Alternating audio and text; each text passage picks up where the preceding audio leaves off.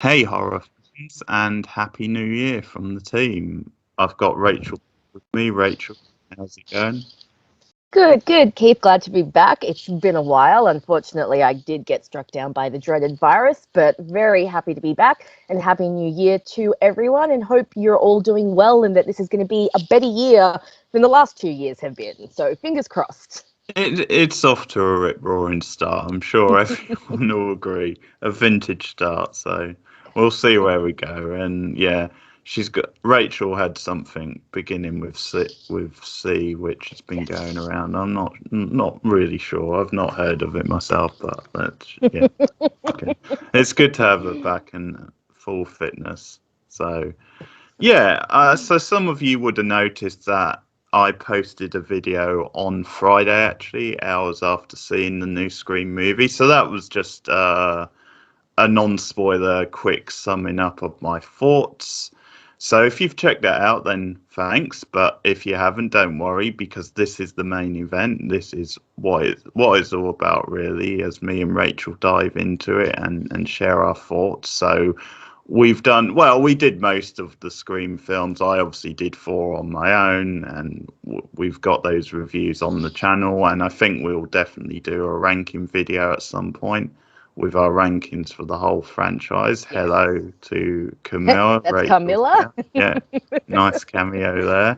So Yes. yeah, this is our thoughts on the new Scream film, Scream 2022, aka Scream 5, or just Scream if you like. Just But scream.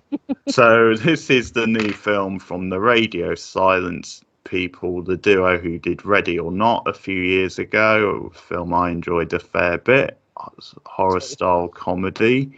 So now the first film, obviously without Wes Craven, and the film's dedicated to Wes Craven, sort of a tribute to Wes. The first Scream without him. Kevin Williamson is a producer, but not doesn't actually do the screenplay for this one. So we're 25 years on, really, pretty much Wow. from the original movie, which is crazy. So we do Crazy. have the original three characters back for this one, and that they're at various points in their life, sort of thing. Sydney, for example, now has moved on and has settled down with a family. She actually lived at the start of the film. Actually, lives outside of town. You have Gail Weathers, who now has her own talk show. She's split up with Dewey. Dewey has has hit some hard times, let's just say, living in the good old trailer park, which is a classic signifier of like a midlife crisis or something like that. And you also have Judy Hicks back for this one, who's like now the town sheriff, if I can get it the right way around, sort of taking Dewey's old role. Mm. So she obviously was involved in Scream 4. And but then there's a bunch of new characters as well for this reboot. You have kind of the main sort of protagonist, if you like, who's Samantha Carpenter. See what they did there? Nice. You Yep. have a bunch. She has a sister called Tara. There's a bit of personal history there, and there's a bunch of other characters, a bunch of nods to Wes Craven, to Scream in general. So you've got actually a character called Wes, who is the son of the Judy Hicks character, and it's sort of filled with a lot of nostalgia, especially for the original Scream movie. It's sort of updated things like obviously modern technology, which plays quite a big part in the opening, but actually at various points throughout the film announced it and stuff, and you obviously knew that it would be the first Scream without Wes Craven. Was you like still excited for it, or were you in the camp of I don't really want a Scream without Wes Craven?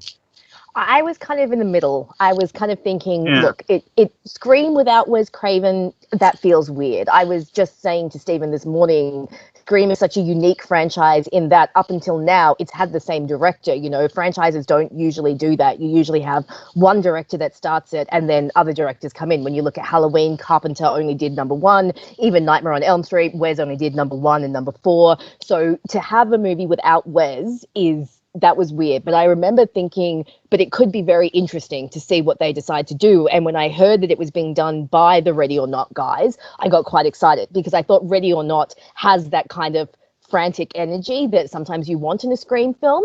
And Yeah. I do remember being kind of filled with a little bit of trepidation because Scream 4 was not fantastic. And we'll get a little bit into that while we talk about this, because I'll compare this movie to Scream 4 a bit. But I remember being a little bit nervous, just more so because I was like, how are they going to make this film and make it modern and make it, you know, good, when Scream 4 was kind of a bit of a mixed bag. So I was not kind of like, okay, no Scream without Wes. I was more kind of like curious. Let's see where this goes. Sure. But I was kind of holding my excitement in. Like, I mean, a new Scream film always gets me excited. And then when they started to confirm one by one that the original cast was coming back, that got me more excited. And I remember hearing some stuff from the directors saying that they really wanted to, you know, to pay respect to Wes, and they weren't trying to like diminish his like what he'd done with Scream. And again, like we talked about this when we did the Halloween franchise, these are directors that love this genre and have a lot of respect for this genre and love the Scream movies. So I felt that they would do due diligence to the thing. What about you? What were your feelings when you first fair. heard? I mean, I'm similar. Yeah, when I heard it was them, I was reasonably positive. I did enjoy Ready or Not quite a lot. It obviously does fit into that sort of horror comedy hybrid a little bit. I think it's sort of interesting watching this film because actually this film, I think, goes for a darker vibe and it's obviously quite a graphic, quite a brutal screen at times, without giving away my thoughts. But whereas Ready or Not, I did actually think, although there's a lot of violence in it, I also thought it was more tongue-in-cheek. It was more, I mean, a bit satirical kind of thing at times. So it was actually interesting then a film by the same makers actually was going for a bit more of an adult type vibe.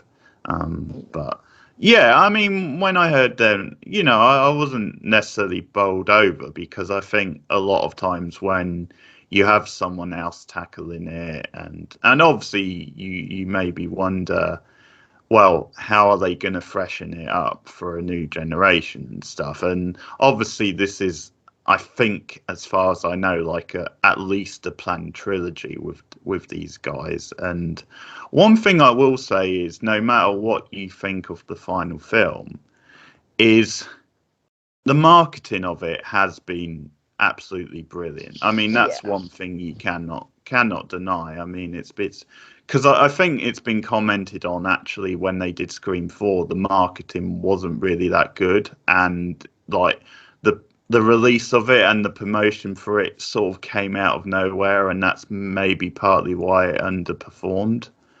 But yeah, this time, I mean, I think they've been really clever. They've got into the spirit of things. You know, all the stuff online with the teaser trailers and stuff and the TV spots, I think, have been really sort of clever and well handled.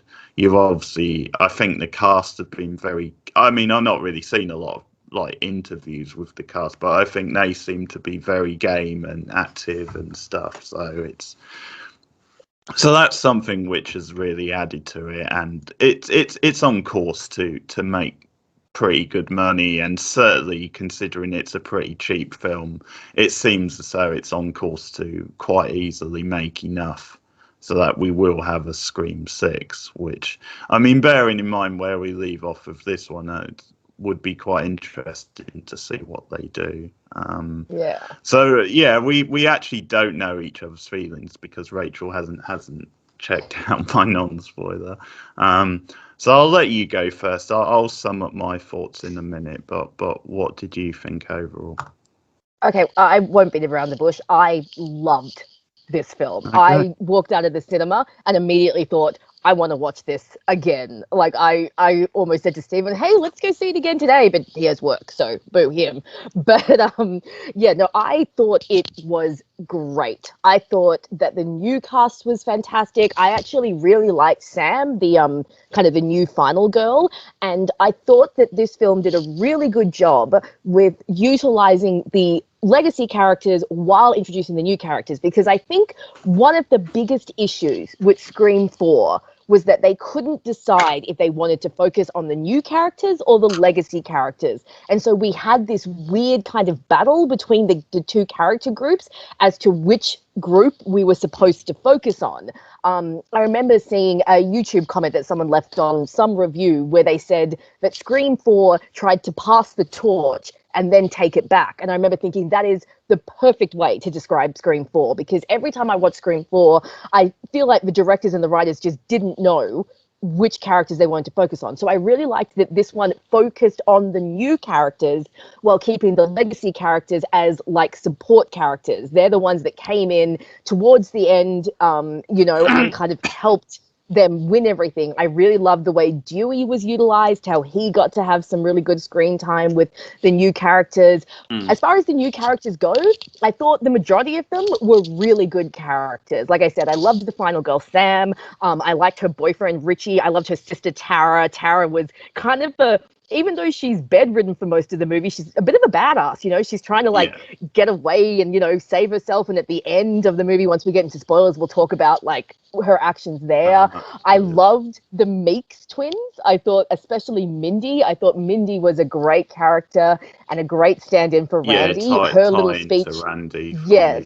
Yeah. And I loved that they brought Heather Matarazzo back just for that little scene as a little bit of continuity from Scream 3, so that we saw for sure that these were Martha's kids. The shrine that she had to Randy was beautiful. There were a few Easter eggs that I really liked, like the fact that you can see Tatum's ashes on Dewey's mantle. I thought that was really a really lovely reference. Yeah, and when they're watching the YouTube clip about a Scream 8 by Dead Meat, you can see on the side there are two Easter eggs. There's one that says interviewer with survivor from Woodsboro Kirby, so we get confirmation that Kirby from Scream 4 survived. And as a little shout out to the fans who kept thinking that Stu would come back, there's a little thumbnail that says, did Stu Mucker survive the original massacre? So I liked those little Easter eggs. I thought they were really fun. I mentioned in a video because so I thought it was really there is one thing that I really did not like about this film, and we'll get into it when we get into spoilers. It has to do with Sam's character and a certain character that she's attached to. That's obviously one of the talking points. Yes, but I thought this film was fresh. I thought it was fun. A lot of the Ghostface appearances, a lot of the times when Ghostface popped out, I didn't expect it. It kept me on my toes a lot, this film. And I think it really kind of re-railed the series. And I think you mentioned this in your Scream 4 review, but in Scream 4, it seems like Nev, Courtney, and David were kind of just phoning in their performances. They didn't really seem like they were very into it. Whereas this film, I feel like they brought their A game back to this film, and I feel like they were more enthusiastic. Nev in particular, because I feel in Scream 4 that Nev is just not bringing her A game as Sydney. I don't know if she didn't want to do the film or if they just didn't give her good enough material. But even though Sydney's not in the film as much as you would expect, when she is on screen, she's still awesome. Sydney Prescott will always be my ultimate favorite final girl. So I liked that her character seemed a bit more punchier than she did in Scream 4. So I loved this film. That's my thoughts. What about you? I mean, one thing I thought was odd about Scream 4 was at the time they were obviously presumably going to do more anyway. So I found it a bit weird the way they killed pretty much everybody off, apart from obviously, the main characters of the original. And I thought, well, okay, you're going to have to reintroduce new characters now. And obviously, because of the box office, there wasn't a Scream 5 for a while anyway. But that was one weird thing about Scream 4. But okay, well, I like when you give me things to disagree with because it makes the conversations more interesting. Okay. Okay, I think I'll sum up my thoughts on this film with one word or one sound. I'm not sure if it's a sound or a word. It's kind of meh for me. That's. No. I know. I've got to be the criminal. I've got to be the son of a bitch because everybody online is going nuts for it. So I've got to be You that just like guy. to be contradictory. Yeah. I'm just playing the internet. I actually love it. I'm playing a character. No. I'll let you figure out whether I'm lying now or was lying. No. No, it's to me it's meh, and I think it might improve on further showings. It's not going to be a rant from me today because I don't feel that strongly either way about it. You know, this is not a Halloween Kills situation, which I feel was a total train wreck and a terrible. It's not like that, and I don't feel strongly one way or the other about this. I'm sort of down the middle on it. Like I would say, I had a solid enough time, and I can certainly see some of the appeal to it to fans. So I'm certainly not going to say like don't go and see the movie. A bit bland for me. I think that's how I would sum it up. So I enjoyed the beginning, which obviously again they're playing homage to Scream, the original Scream, because it is a sort of a Drew Barrymore style scene, but with the twist that she kind of survives in this case. And the end was decent, but a lot of stuff in the middle I really didn't get into. I mostly disagree on the new characters, and I think that's a big disagreement. I think generally the new characters were pretty bland. Um, I actually think Tara. I mean, she has a bit, quite a big part anyway. So she is in it quite a lot. But I actually think she would have been a better final girl. I didn't find Samantha very compelling. I don't know if the actress wasn't that good or if it was more the character, but I just found the character a bit bland and a bit annoying. Definitely Tara was the pick of the new characters.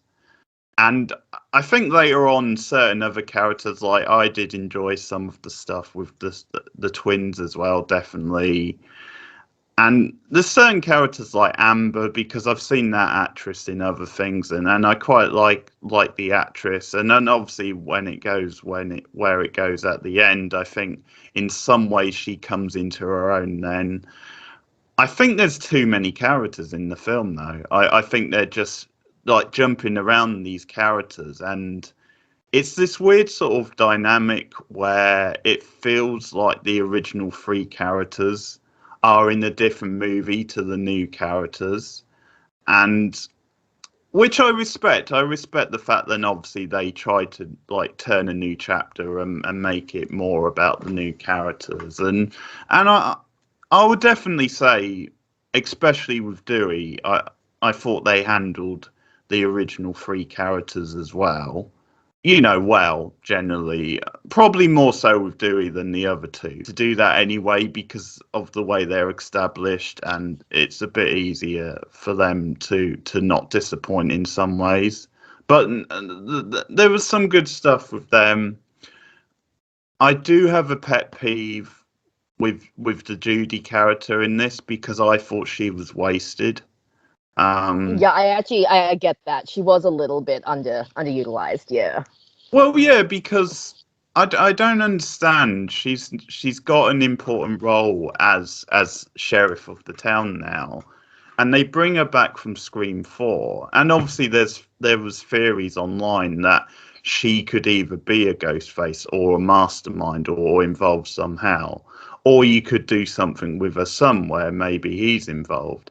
And they just whittle both of them away. They don't do any, because I think they're the first kill. I mean, we're into spoilers, but I think they're the first kills, aren't they? From what I can remember. They're the second kills. The first one is the creepy guy who turns out to be Stu's nephew or something. Oh yeah. Yeah. Good red herring, Vince. Yeah, Yes. yeah. Another.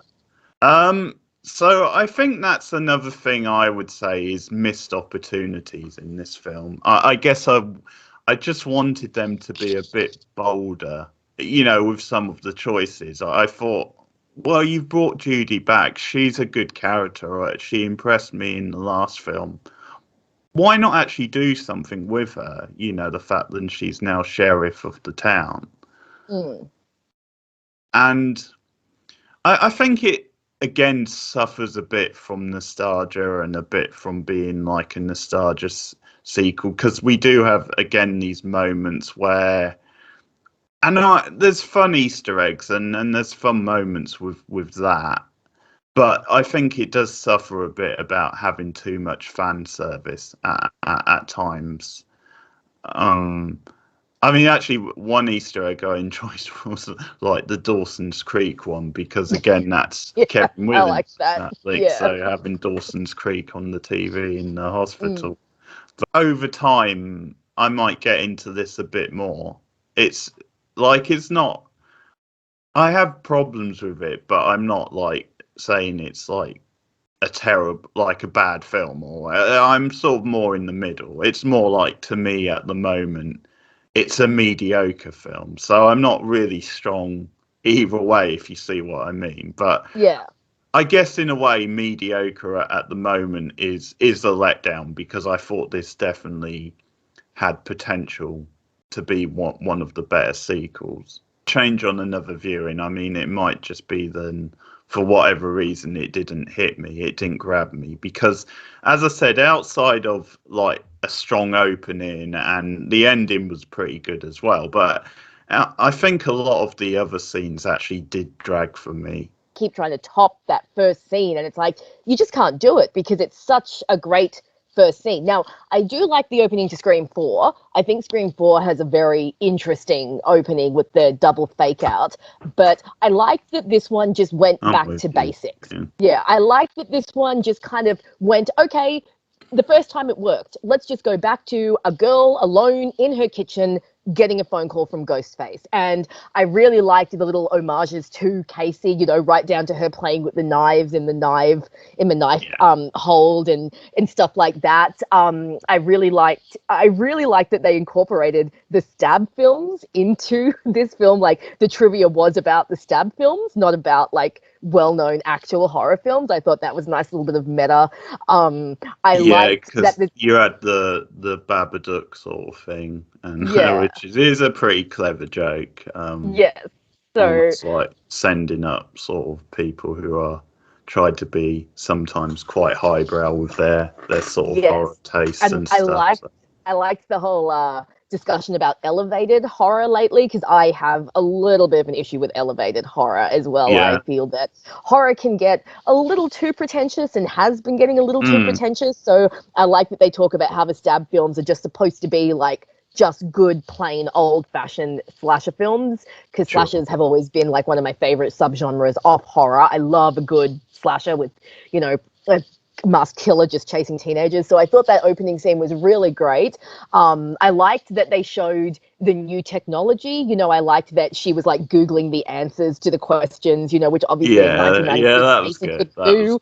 So I thought that was fun. I liked them showing how we think that technology protects us, but in reality, it's so easy to hack it. Like the killer being able to unlock all of her doors, which again, you can't really do in 1996, but you can do in 2021.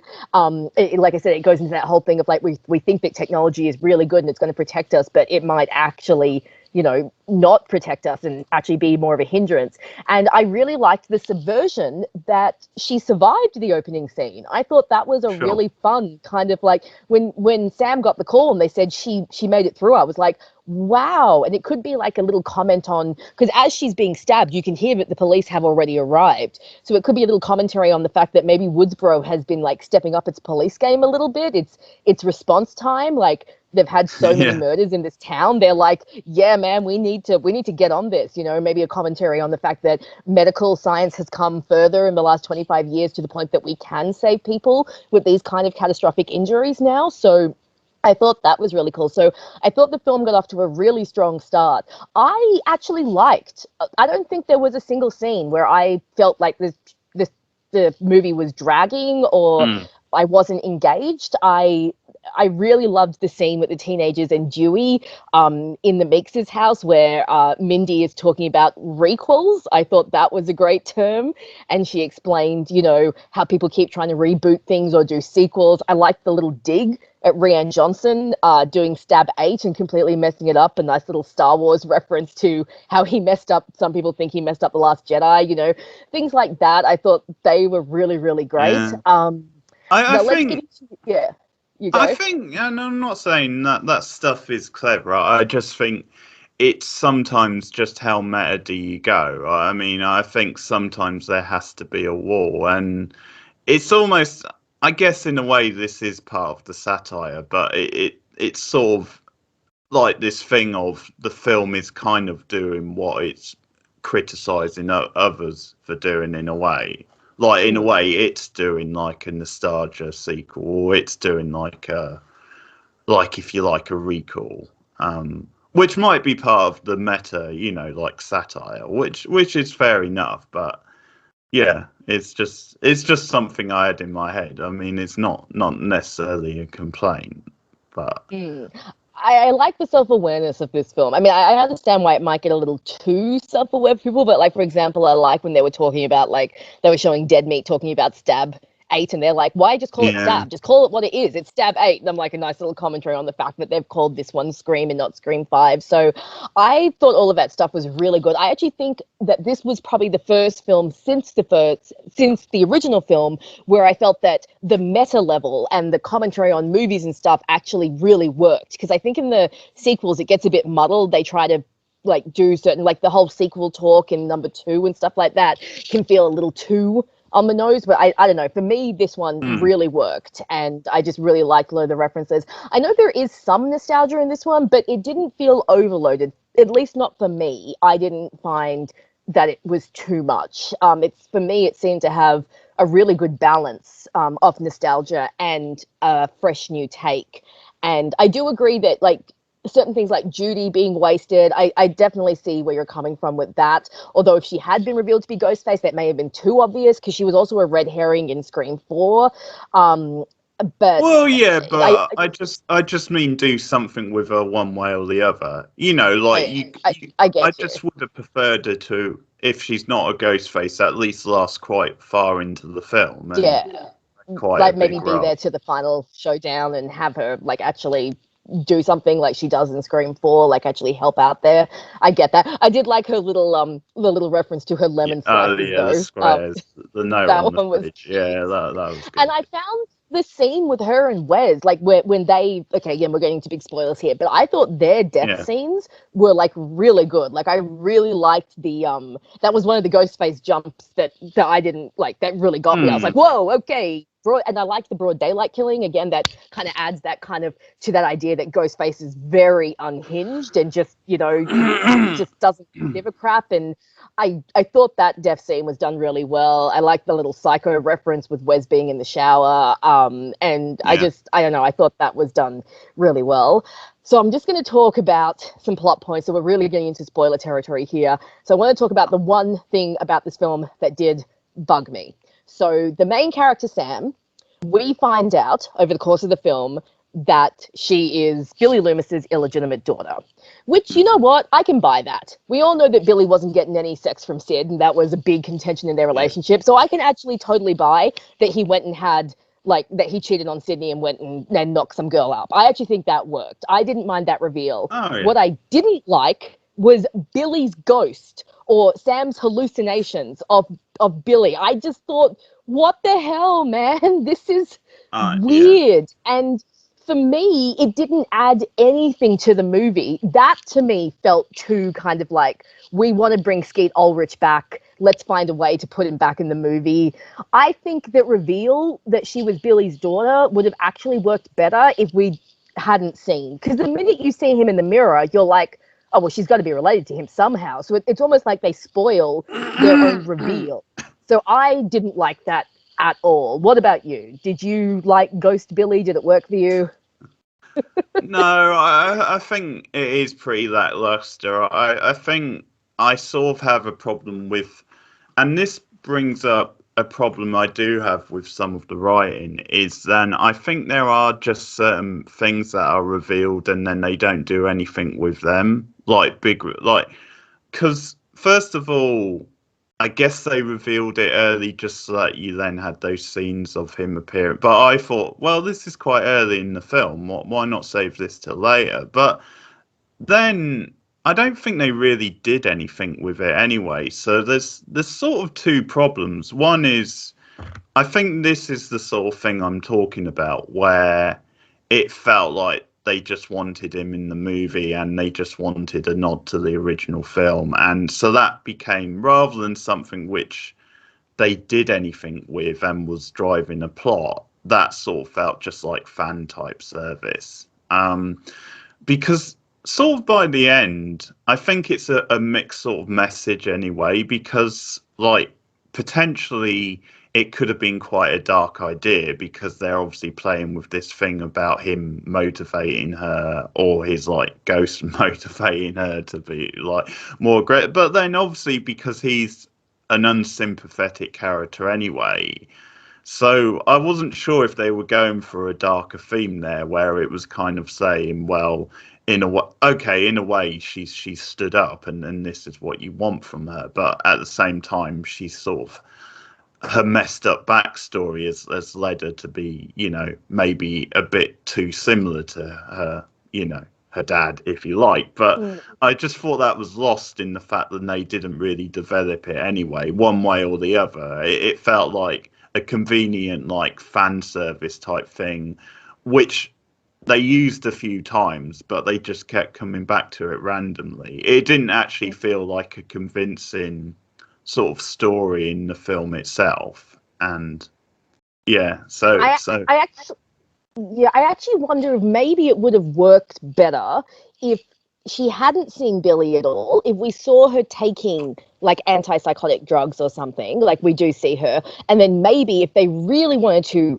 bring him in, maybe it would have worked better if he just appeared right in that final when she's about to take out Ghostface. Remember, she sees him. Like, maybe it would have worked better if, like, in that moment she saw him, you know, and it was just like this one wham moment. Serial killer dad is here to teach you how to kill someone, you know, like, or maybe I feel like having those scenes where she sees him in the hospital mirror and then she sees him in her review mirror, it was too much for me. Like, it just didn't gel well. And I know they use de-aging software, but it for me it was like that was some bad CGI, man. Like, no. Well, it's, and I just yeah, it's always a weird sort of moment, isn't that? Because if he's dead anyway, and it's just a vision, I mean, who really cares if he looks like like he would now? You know, I mean, but it's obviously a nostalgic type moment. But yeah, I mean, I agree.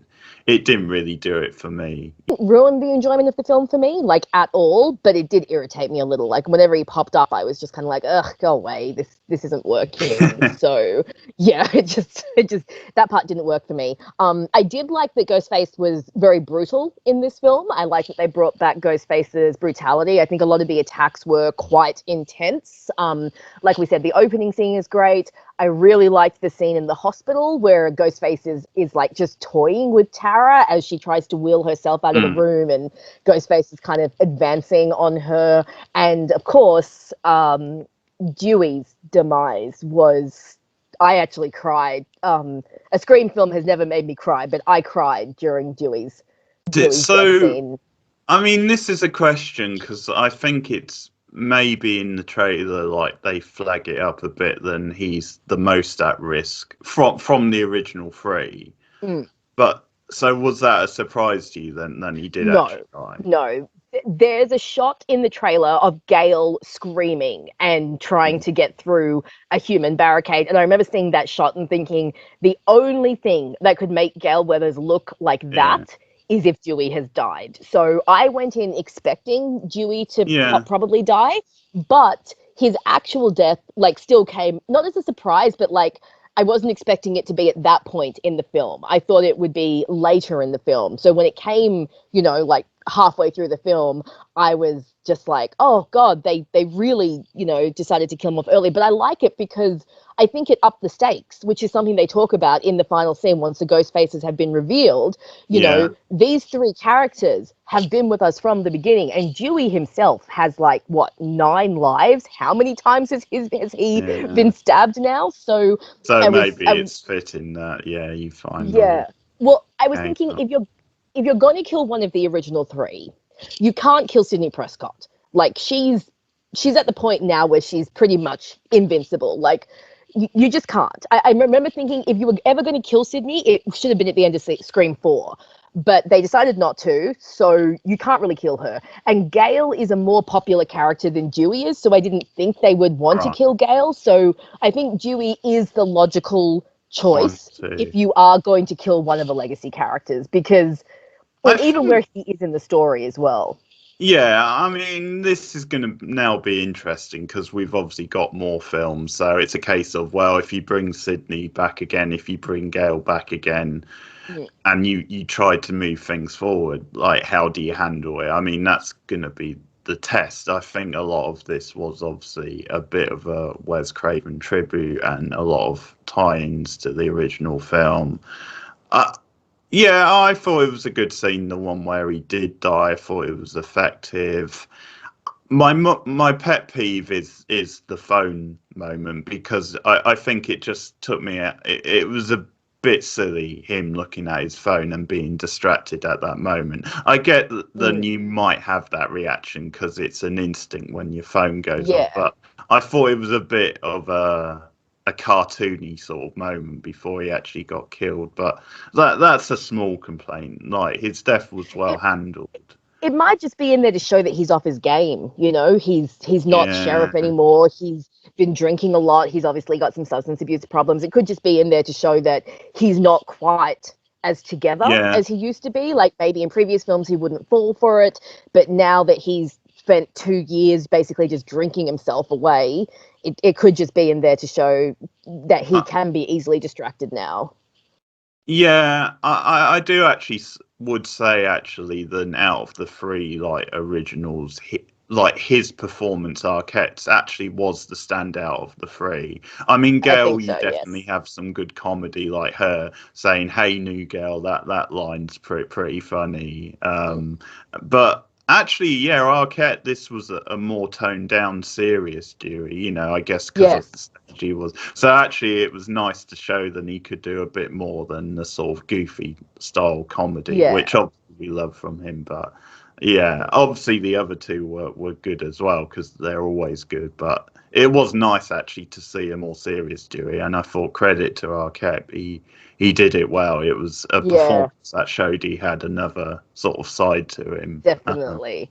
And I liked sorry, you go. No, I'm just going to say, I think to shake things up a bit, I think it is important you have those, like, you maybe kill off one of the original 3 to shake things up a bit. Yeah. I liked hearing his theme as well. When we saw him in the trailer, you heard the theme that usually accompanies Dewey from Scream 1 and 2. Oh, and another Easter egg I loved. I loved that they played Red Right Hand because that was missing from Scream 4.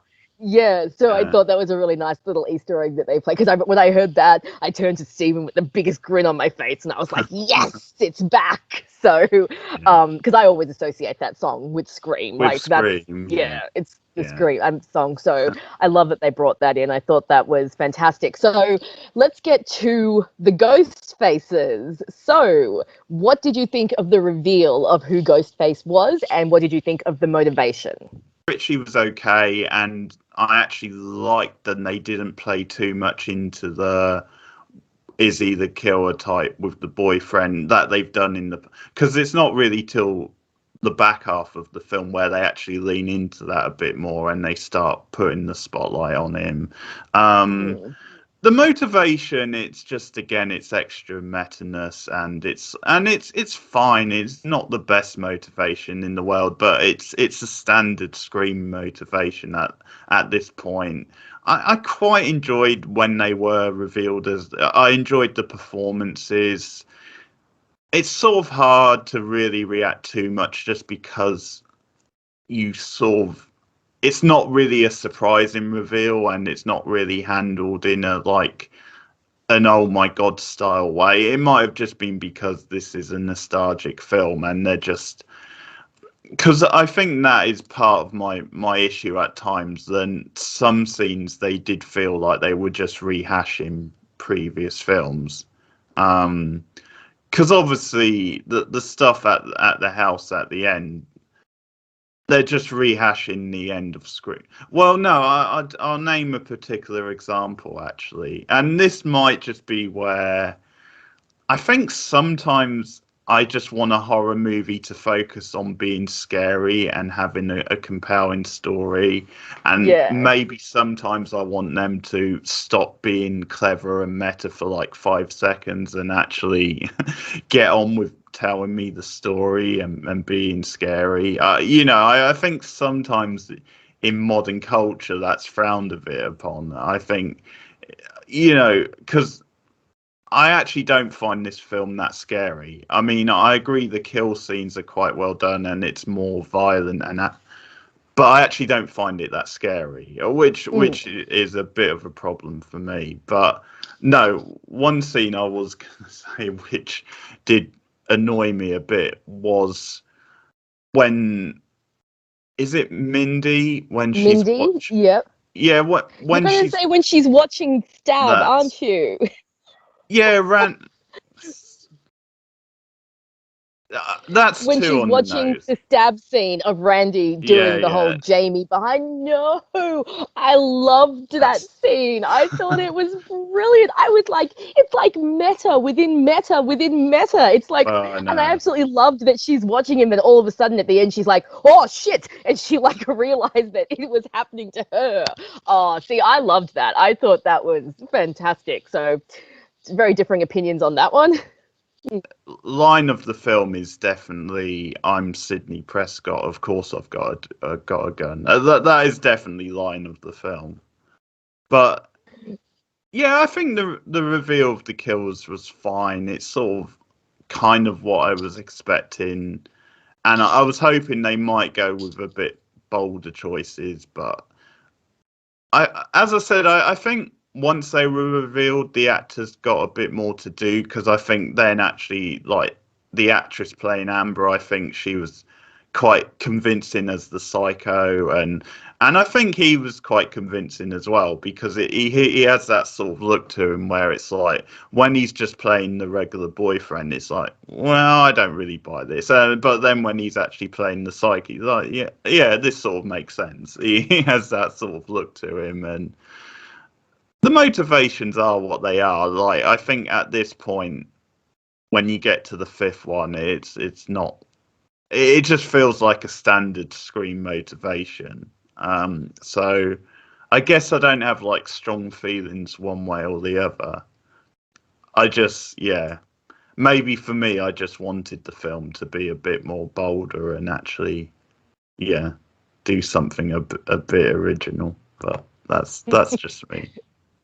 It's actually really funny because as we were watching the movie, see, I kind of didn't spend most of the movie trying to figure out who the killer was. I was like, I'm just going to enjoy it and just be surprised when they pop out at the end and see who they are. So they actually both came as a bit of a surprise to me. I was like, oh, okay, it's Herm. And I was like, oh, okay, it's the boyfriend. Okay, that's wow. But it was really funny because I was watching the film earlier and I was thinking to myself, oh my God, finally, we're breaking the streak of bad horror boyfriends. This guy's actually a really decent guy. And then, well, that all went to hell, didn't it? So I thought they were a fun duo. I liked the misdirection with the boyfriend when they showed that he was not from Woodsboro. I think that was a nice little, like, kind of throwing us off the scent. I like that they didn't throw him out to be too much of a red herring. There was one moment that made me go, hang on a sec. In the hospital scene, when Ghostface is stalking Tara, Ghostface cuts Richie in the exact same place that both Derek and Jill got cut when they got cut by their ghost faces. I was like, hang on a sec. That's what Ghostface does when he's trying to throw people off. Is this guy? I mean, I just kind of left it. So I like the reveals.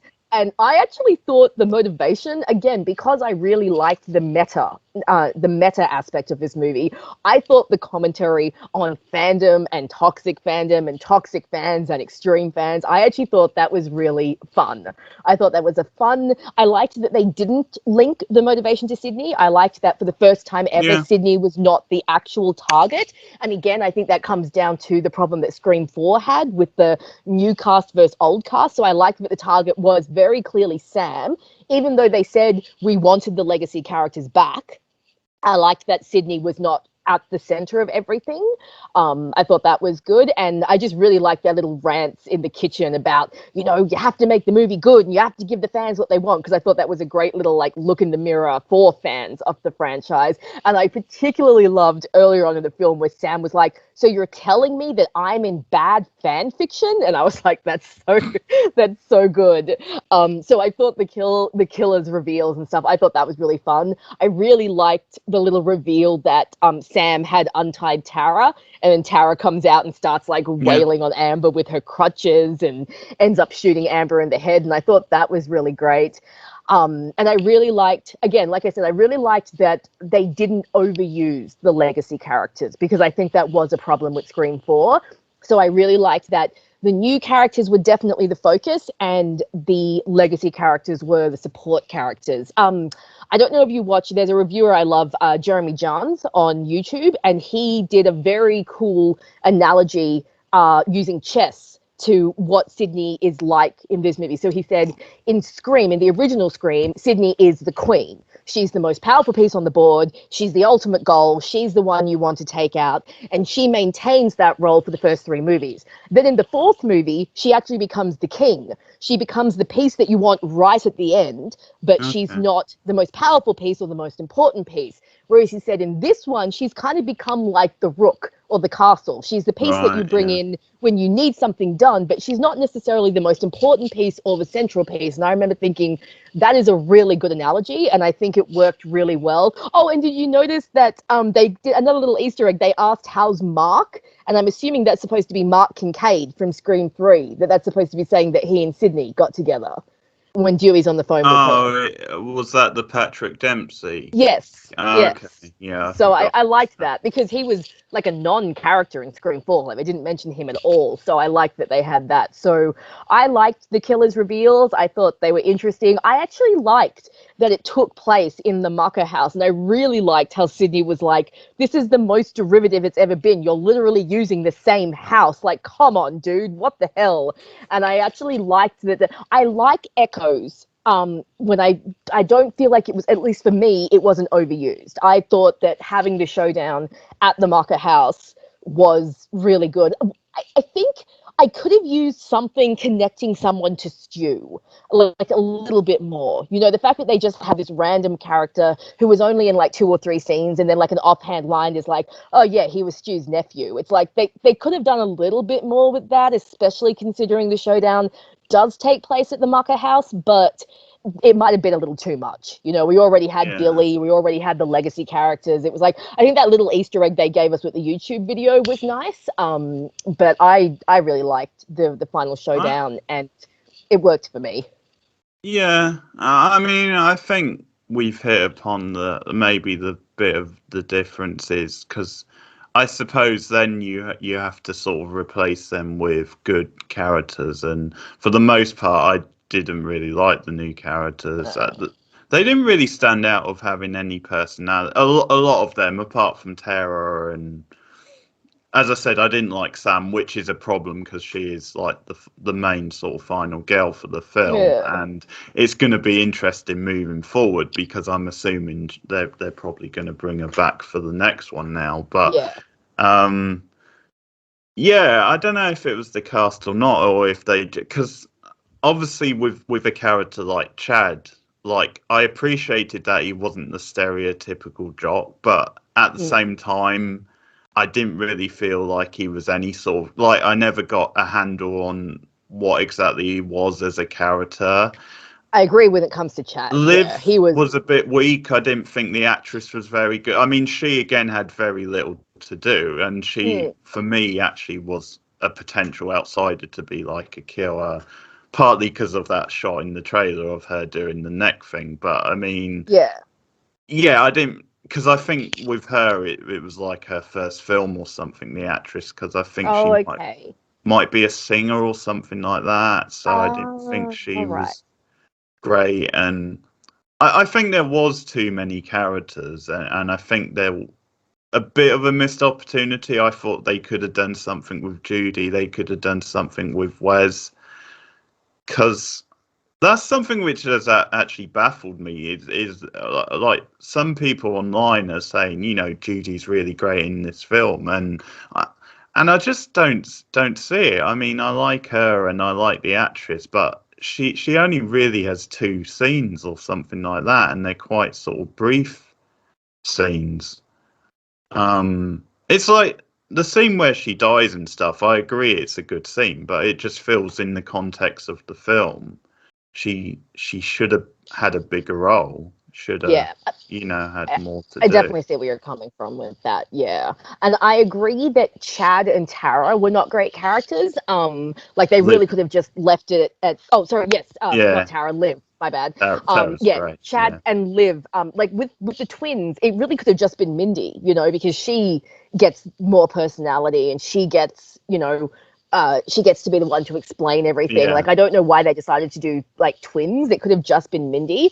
As far as the characters go, like I said, Chad and Liv, I agree. We probably could have done without them. Liv is obviously supposed to be a bit of a red herring, but I think it's too obvious that she's a bit of a red herring. So, like, we probably could have dropped those two.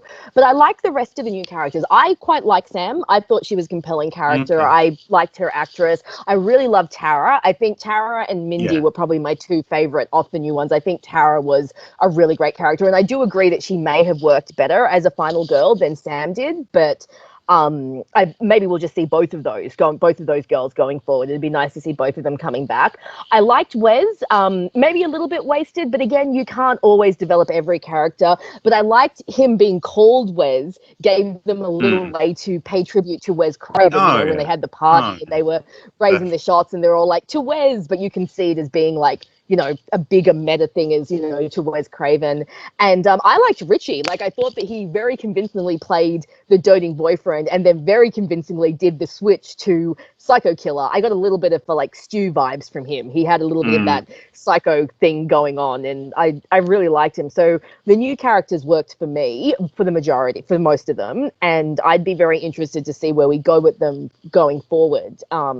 And to see what they do if they do continue this on as a new trilogy. I think it'll be interesting.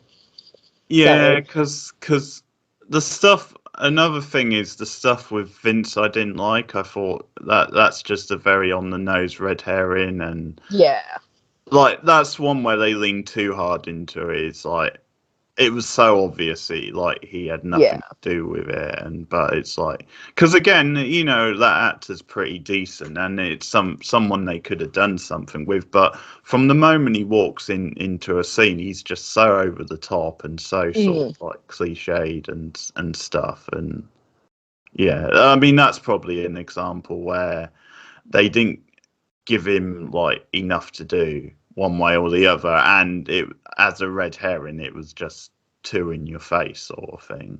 one way to think about his character is because Carl Gollner is quite well known. Veronica Mars, Jennifer's Yeah, Body. He's done a few more recent horror films as well. The Haunting in Connecticut. Is he could have been their kind of dead star walking. You can't top Drew Barrymore, but when you have an actor like yeah, him, you expect him to kind of either survive the film or be the killer. So he might have been in there to show the kind of anyone can die kind of stakes. Like, oh, we're going to kill off this well-known actor early in the film. We're going to kill off a legacy character halfway through the film.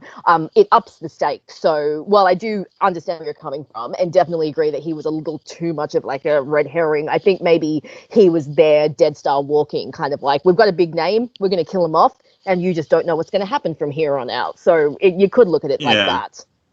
So yeah. Because I mean, it's interesting maybe to speculate what might happen now when they do more films, because someone I've seen online speculates, and I mean, not only, well, his sort of theory with Sydney is part of the reason why she's unkillable is because she has young kids sort of thing, and she's got a life. And his actual theory is that they could actually do a thing with her where she literally walks off into the sunset and goes and lives her life, and that's kind of her sort of ending, which I think could work quite well. But I am intrigued to see if they do in a future installment, they could give her the Nancy style treatment where she goes out heroically. Yeah. I mean, obviously fans will definitely have mixed feelings about that because she's so, integral and iconic, and at the same time, at the same time, you don't want to go too cliche because obviously they could go the Star Wars route where they sort of kill one of the originals in each film. So maybe to follow that pattern might not be the best idea, but have it. But okay. I mean, as I said, I don't feel strongly about this either way. I think it's a perfectly good film, and there's certainly highlights in it. I think maybe if I rewatch it, I might get into it more. Like for me, I did feel it was a bit of a wasted opportunity to do certain things that could have made it a bit more just exciting and interesting. And I think definitely the tone was a little bit off at times. And it probably mostly comes down to the new characters. Yeah, not quite filling the void for me. Not this time anyway. That could change. I mean, obviously a lot of them do survive by the end. Surprised that there were so many survivors as well, but again, that's probably to set up the sequels. So yeah, I would think so. Which is going to be interesting because they're gonna have to grow on me, for them. I mean, maybe Tara's definitely the best of them for me. But it's like I think now they have to do something different in the sequel because if they retread again, I think it's going to get a bit repetitive. I mean, obviously there were definite things like the modern technology stuff was definitely a plus in this, and it will be interesting. The other question I had actually was, I'm sure there's stuff in the trailer which wasn't in the film because I don't remember the metallic mask appearing, and yet that was in the trailer. The metallic mask is from Scream 8. So when you see the little, not Scream 8, Stab 8. So when you see the little trailer and the little bits of Stab 8, that's where the metallic mask comes from. Yeah. So they obviously put it in the trailer to kind of as a misdirection, but no, it was part of Stab 8. Same with the flamethrower stuff that you see. That was from like Stab 8. That was going to be, I'm assuming. Okay. Oh, that makes sense because I was wondering where the hell. Because obviously that's something cool they could have done, like a flamethrower type death. But I guess, they we got Amber's immolation at the end, so that was an intense death. Okay. No. I mean that's pretty clever, actually having bits from the Stab films in the screen. Yeah, that's pretty smart.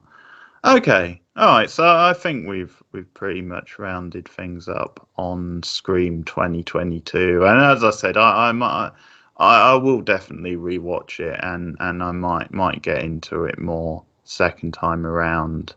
So, what are you going to rate it? I'm probably going to rate this way higher than you, but I would actually give this an 8 out of 10. This worked really well for me.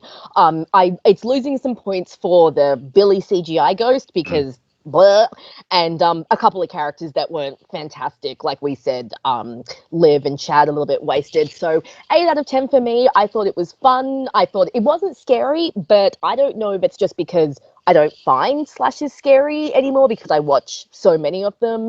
I thought there was some really nice tension. I thought Ghostface was nice and brutal. Like I said, I loved the way that they focused on the new cast but used the legacy cast as support characters. I thought most of the characters were really great, and I just had a really fun time with this film. I'm probably going to go and see it again this week with my sister. So 8 out of 10 for me. What about you? Okay. I'm going to go 5.5. I had a feeling you'd go around a 5, but you know what? That's better than you giving Scream 3 a Scream 3, 5. so we're okay Well, with this. 5.5, so it's a little bump. Nice. So it's just above average. Yeah, I think it might improve on further view. I mean, it's definitely, as I said, it's not really a strong thing either way. Mm. You know, I'm not really gonna. Yeah, there's nothing to get upset about. I think some of the positivity has been over the top. I don't quite see that level of, like, this is. I mean, we'll hold off on our rankings overall because we'll do a video. But yeah, I think is a bit over the top. I'll Oh, just okay, so because I possibly agree with that, but once we do our rankings, we'll see where it lands. Okay, so we'll do that. So that's us on the Scream franchise for now. We obviously have more films to do in the future, and I mean, let just be clear. I'm up for more Scream films with this team. I think it will be very interesting, and obviously it's great to talk about them on the show anyway. So it's one of those where, as long as they can do fresh things, then I'm up for seeing more, because obviously I did enjoy Ready or Not, Yes. from this directing duo. So yeah, I mean, they've got the challenge now to carry it on. I mean, it's obviously had a good first weekend, so I think it's definitely going to make enough for there to be more films, and it'll be interesting to see what they do with that. Mm. So look out for our ranking video. We'll do that soon, and we'll get that up for you to check out. So we'll be ranking all 5 our own. And again, it'll be a fun one because I think we have differed a bit. It's weird, isn't it? I think a lot of people would have a consensus on, like, the Scream movies, but actually we are quite different with certain sequels. So the Mm. ranking video should make for interesting viewing, because I think actually our orders might actually be quite different. So I it's going think to be so, one yeah. that's worth checking out. And just to say, yeah, our next sort of big franchise is going to be the Wrong Turn movies. So that was voted for by the public, by my subs. And yeah, 7 movies to do. Now we will rotate a little bit. We'll do other stuff to sort of break it up. But yeah, I think Wrong Turn, obviously the original with the lovely Elijah Discu, which I think might have been the reason it won the vote, to be honest. Yes, I think But so. I think that could have been the determining factor, because out of the ones put up there, I would have put it probably the least likely to win. So I think Elijah might have swung the vote. Um, so yeah, look out for our Wrong Term reviews in the coming weeks. But Rachel, if you want to promote your channel. So guys, come follow me at Rachel MacDonald, video essays covering movies and TV shows. I am actually planning to do a Scream retrospective, so I'm going to be writing and recording that this week, hopefully, so you'll see me take a bit of a deep dive into the entire franchise and talking about why I think this one works so well. I'll be covering some of the stuff we talked about here, as well as some of my own thoughts, but definitely come and follow me, and both my Tumblr and Twitter accounts are on my YouTube, so follow me everywhere. Okay, yeah, that sounds good. Sounds exciting stuff. Yeah, follow me online on Twitter. I'll put the link in the description. You can support the channel on Patreon, patreon.com/borednow. So just a little bit of monetary support if you feel like it, and you get some extra perks and contents. And obviously I do new and older TV reviews on here, as well as movies, and we're obviously going to continue on soon with The Haunting of Hill House, and we also have plans to do Stranger Things, which will be our next sort of big TV review. So lots coming up with us in the coming weeks and months. So we hope you are having a good new year, and do let us know what you think of the new Scream. Where would you rank it in the franchise overall? Let us know your thoughts on the new movie in the comments below. Like and subscribe as always, and share us out on social media, and we will be back with more horror reviews soon. See you guys later. Goodbye.